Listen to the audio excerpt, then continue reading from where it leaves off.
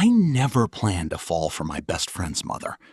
I thought I was saving her from a lonely life. Instead, she saved me from myself. I became intimate with the mother of my best friend. My goal was to pull her out of a quiet, solitary existence. But somewhere along the way, I was the one who got caught, captivated by her warmth, her hidden strength. Her name was Vivian.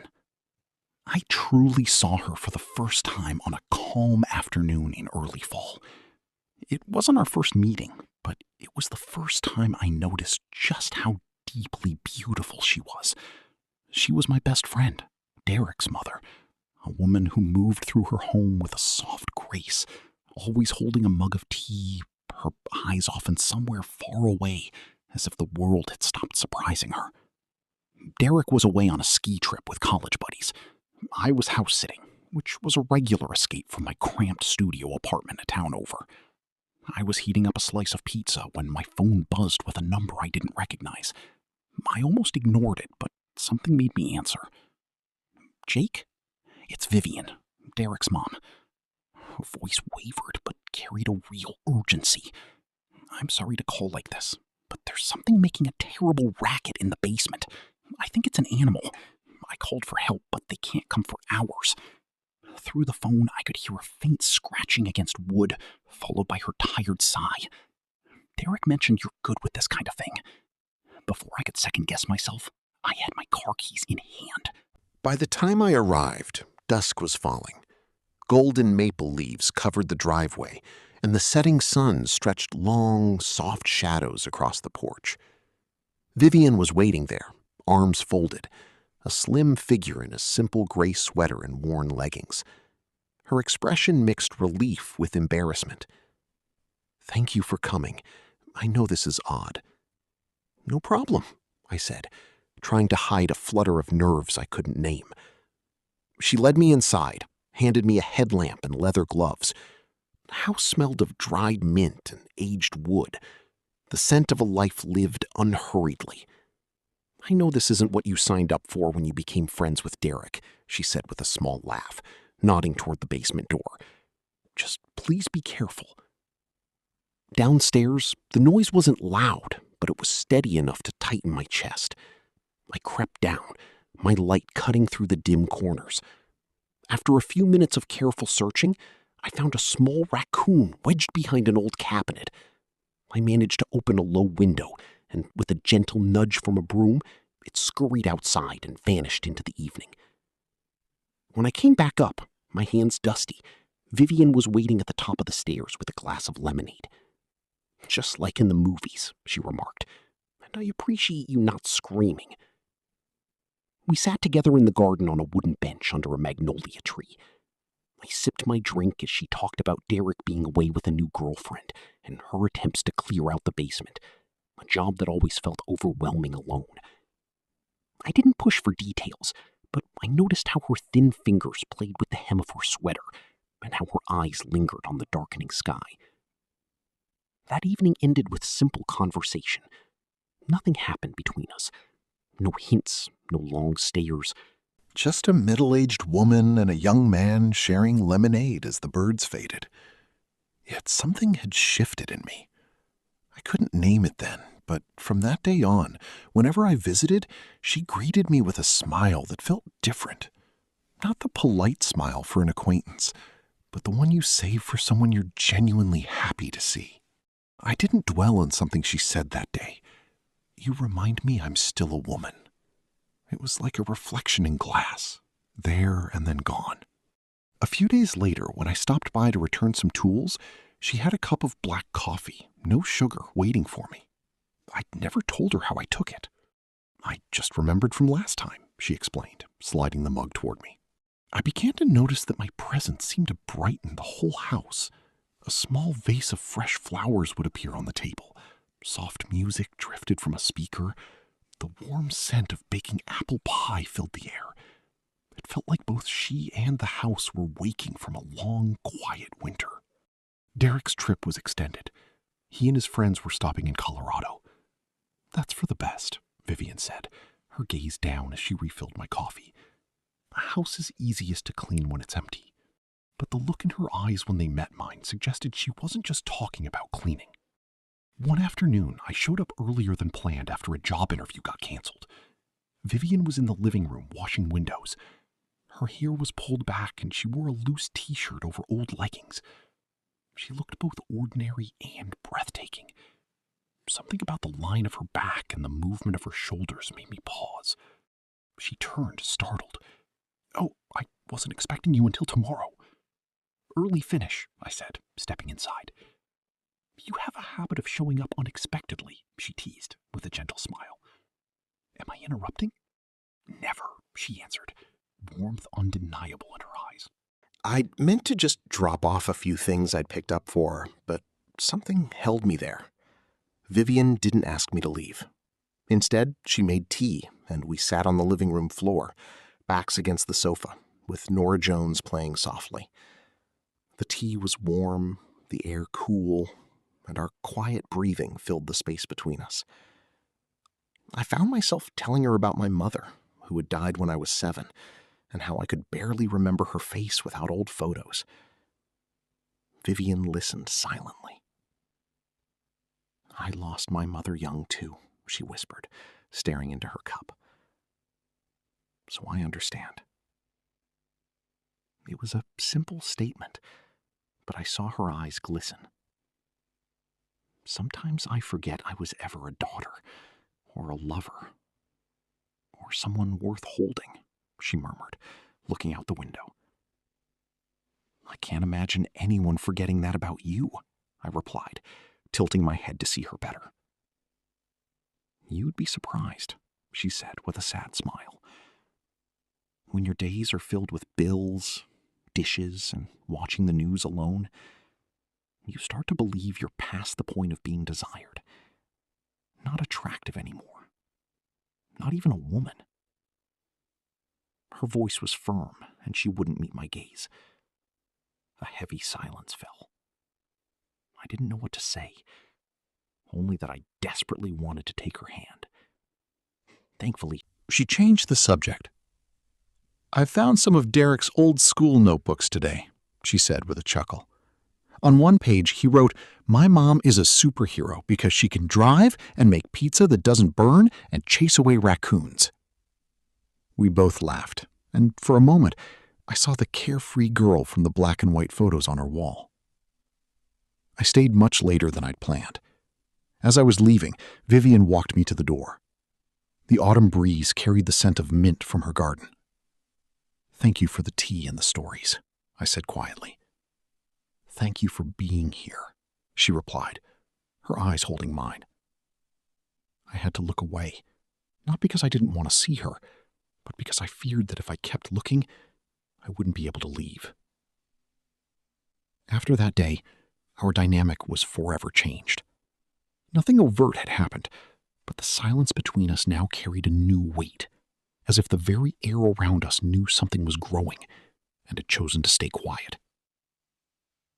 I continued visiting Vivian's house a few times a week, sometimes with an excuse from Derek, sometimes to help with a small repair, other times for no reason at all.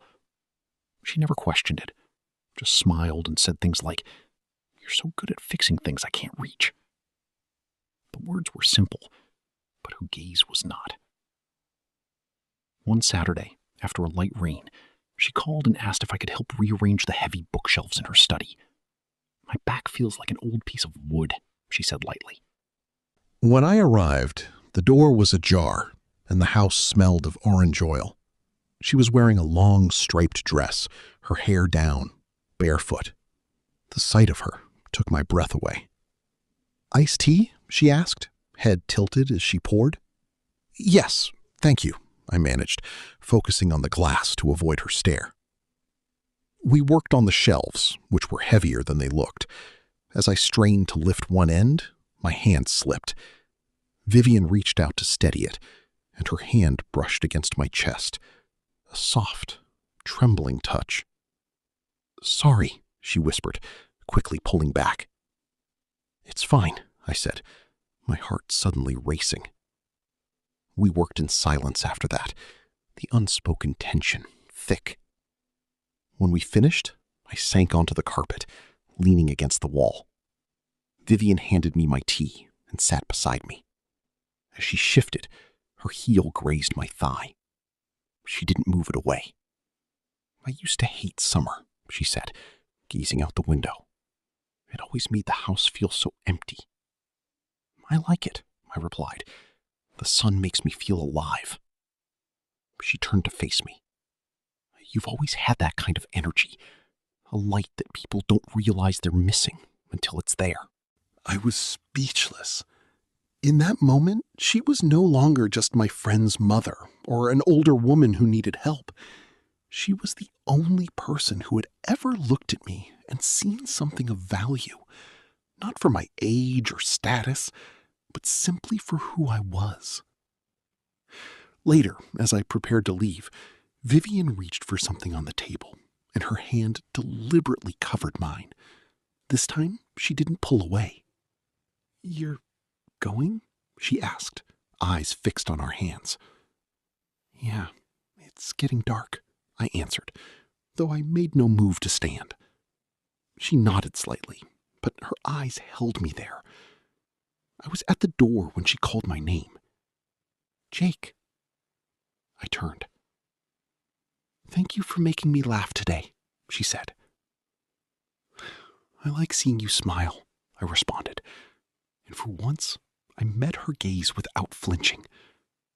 She didn't say anything more, but the smile she gave me was different. It held something deeper, a confession neither of us was ready to speak aloud. That night, sleep wouldn't come. I lay awake replaying every detail, her touch, her words about light, the way my name sounded on her lips. The next morning, my phone was quiet. As I was getting out of bed, a knock came at the door. It was Derek, home early. I felt a jolt, as if I'd been yanked back into a world I'd forgotten. "Hey, I brought waffles," he said, holding up a paper bag with his usual easy grin. "Yeah, great." I tried to smile, but my mind raced with a single thought. We haven't done anything wrong. Yet this feeling is far from innocent. Derek announced he'd be staying at his girlfriend's place for a few days. I didn't ask why, but I felt a sense of unease. Not because I'd be alone, but because the house would be empty. Except for Vivian. That afternoon, a text from her appeared. "Dinner tonight if you're free. I made pasta." That was all it said, but I stared at the message until my phone warned me the battery was low. When I arrived, the sun was setting, and the kitchen was bathed in warm yellow light. The air was rich with garlic, basil, and tomatoes. Vivian stood with her back to me, her auburn hair falling loosely over an olive green dress that hinted at curves I hadn't noticed before. "Right on time," she said with a smile, not yet turning around. "I came back," I joked, trying to sound casual. She turned, handing me a glass of wine. "I hope I don't disappoint." "No chance of that," I replied, my eyes lingering on her neck. We ate slowly, talking about ordinary things. Derek's abandoned guitar lessons, her old love for hiking, my high school attempts at poetry. But every sentence felt charged with unspoken intimacy. After dinner, as she washed dishes and I cleared the table, a slow, melancholic jazz piece played from a speaker. "I listen to this when it rains," she said, drying her hands. "It's not raining," I pointed out, moving closer. "No," she replied, looking up at me. "But sometimes the heart is." In that instant, I forgot who she was, who I was. There was only the woman before me, emanating a fragile light I couldn't look away from. "I'm sorry," I said softly. "Because if I keep looking at you like this, then keep looking," she interrupted, her voice a firm whisper. I took a half step forward, closing the small space between us. "Jake," she breathed. "Yes. It's been a long time since anyone has looked at me that way," she said, her eyes welling up. "Then let me At least for tonight, I replied, gently touching her cheek. The first kiss was unhurried, a simple meeting of lips accompanied by a sigh that seemed to release years of waiting. Vivian's hand rested on my neck, as if she were afraid of breaking something precious. I held her with a tenderness I didn't know I possessed. We didn't make love that night. Our bodies were just vessels for two souls that had been quietly searching for each other. We sat on the sofa, my chin on her shoulder, her head on my chest. Her hair smelled of cinnamon and lavender. I always thought, she began, that at my age, no one would want to touch me again, that I would only be seen as a mother, a caretaker. I don't see you that way, I said, squeezing her shoulder gently. I know, she replied after a pause, and that's what terrifies me. Why? Because it makes me want to live again, and I'm not sure I have the courage for that. I didn't respond with words. I just kissed her forehead, feeling for the first time, not like a young man chasing a feeling, but like I was soothing a soul. I left after midnight. As I walked away, she called out, "Jake." I turned. "Don't tell Derek." "I know," I nodded. "And don't think for a second I don't know what I'm doing," she added. "I know you do," I said. I walked home, my heart in turmoil, certain of only one thing. I couldn't stop this. The next day, we didn't communicate. It was as if we were both stunned by the line we'd crossed, with no desire to go back. I was restless, picking up my phone only to put it down again. Finally, I sent a simple text. "I don't regret it." She read it, but didn't reply. That night, a sudden downpour began. I found myself walking to Vivian's house, drawn by an unseen force. The door was unlocked. I pushed it open to find her standing by the window, a glass of red wine in her hand. "Aren't you afraid?" she whispered, her gaze fixed on the rain-streaked glass. "Afraid of what?" "They say some doors, once opened, can never be closed again," she said, finally turning to me. "Then let's not close it," I replied, stepping toward her. "Jake," she said my name. Then I looked up as she set down her glass and took my hand. We kissed again, this time with an urgency that admitted this feeling had been there all along. My hand traced the curve of her back, a landscape both new and familiar. Vivian's skin was soft, scented with the essence of a woman who had learned to endure and was now learning to let go. We didn't speak. Our movements and breathing were a conversation that spanned years. Afterward, as she lay with her head on my chest, she whispered, "This is wrong." "I know," I replied, staring at the ceiling. "But I also know that I needed this. Not just the physical act, but the feeling of being wanted, of being seen as a woman again. I have never seen anyone as beautiful as you were tonight," I told her, stroking her hair. She said nothing, only held me tighter, a silent thank you for seeing her as more than just someone's mother. Our connection became a nameless thing, not quite love, not merely physical. It was two souls walking parallel paths who had found a way to touch in the silence. We guarded our secret carefully. No suspicious texts, no late-night calls, just plausible excuses for my visits. But beneath the surface, a single touch was enough to dismantle all our defenses. One day, I was at her house when Derek called. I nearly dropped the tool I was holding when I heard his voice on speakerphone. "Is Mom going to be home tomorrow? I need to grab something." "Yes, dear. I'll be here," Vivian answered, her voice so calm it made me anxious. After the call, I looked at her. "We're playing with fire." "I know," she replied, her tone cool. Aren't you scared? I am, she admitted, but being scared doesn't help you live. She turned away, and for the first time I felt I was standing on the precipice between love and ruin. One bright morning, a silver car pulled into the driveway. A woman with silver hair and a sharp suit stepped out. "Linda," Vivian called out, a hesitant smile on her face. "Do I need an appointment to visit my own sister now?" the woman asked, half joking, half scrutinizing. "No, of course not. I'm just surprised," Vivian said, her eyes flicking toward me. Linda's gaze settled on me. "This is Jake, Derek's friend."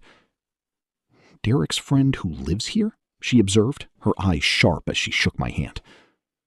"For now," I clarified. She nodded, but I could feel her assessing the situation between Vivian and me. I tried to keep my distance, but Linda's eyes seemed to follow me everywhere. I caught her looking at a hoodie I'd left on a chair, one she knew wasn't Derek's style. She said nothing, but her stare was enough to make me feel exposed. Later, I returned from an errand to find the two sisters in the garden with glasses of wine. Neither was smiling. I overheard their conversation through the open door. "Do you have any idea what you're doing?" Linda's voice was low but sharp. "I'm not a child," Vivian retorted. "You're getting involved with your son's friend." "He's not a child either," Vivian said. "But he's not for you," Linda pressed. "I'm not trying to relive my youth. I'm just trying to feel something again." "This will only end in pain and scandal," Linda warned, her voice softening slightly. "I don't care about scandal. I've been quiet for too long," Vivian whispered. "And what about Derek? Do you think he won't find out?" "I'll handle it," Vivian said. "I'm just trying to hold on to something that makes me feel alive." That night, Linda left without staying for dinner, giving me a final disapproving look. "Should I say something to your sister?" I asked Vivian later. "No need," she replied, staring into her cold tea. "She always thinks she knows best." "But what about you?" I asked. "I don't know," she said, looking up at me. "I just know I don't want to go back to being the woman she sees, the one who only knows how to keep house and fade away in silence." Later, I returned from an errand to find the two sisters in the garden with glasses of wine. Neither was smiling. I overheard their conversation through the open door. "Do you have any idea what you're doing?" Linda's voice was low but sharp. "I'm not a child," Vivian retorted. "You're getting involved with your son's friend." "He's not a child either," Vivian said. "But he's not for you," Linda pressed. "I'm not trying to relive my youth. I'm just trying to feel something again." "This will only end in pain and scandal," Linda warned, her voice softening slightly. "I don't care about scandal. I've been quiet for too long," Vivian whispered. "And what about Derek? Do you think he won't find out?" "I'll handle it," Vivian said. "I'm just trying to hold on to something that makes me feel alive." That night, Linda left without staying for dinner, giving me a final disapproving look. "Should I say something to your sister?" I asked Vivian later. "No need," she replied, staring into her cold tea. "She always thinks she knows best." "But what about you?" I asked. "I don't know," she said, looking up at me. "I just know I don't want to go back to being the woman she sees, the one who only knows how to keep house and fade away in silence." "And I don't see you that way," I said firmly. She looked at me with an expression of both gratitude and fear. "I don't know if this is love or just a reckless gamble," she whispered. That night, we didn't touch, but the space between us felt more intimate than ever. I woke one morning to the smell of coffee and toast. Derek was in the kitchen, flipping eggs. "You're up," he said with a smile. "When did you get back?" I asked casually. "Last night. Mom let me in." My eyes scanned the room. No sign of Vivian. Derek looked at me for a long moment. Were you here the whole time I was gone? Not the whole time. Just came by to help your mom with a few things, I said, avoiding his gaze. Yeah, she told me, he said, his tone unreadable. You fixed the bookshelf, the lamp, the door handle. As I reached for a glass of water, I realized it was the one Vivian always used. I pulled my hand back as if I'd been burned. A few days later, Derek and I were playing basketball. In the locker room, he picked up one of my linen shirts. "This yours?" he asked. "Yeah," I nodded. Later, resting on a bench, he asked abruptly, "What do you think of my mom?" My heart skipped. "What do you mean?" I stalled. "I mean, she's different lately. Happier, but also distant." He stared at me. "You wouldn't know anything about that, would you?" The locker room hummed with fluorescent light and the distant sound of showers. I opened my mouth to lie, but nothing came out. And in that silence, something told me the door we'd opened was about to slam shut or swing wide for everyone to see.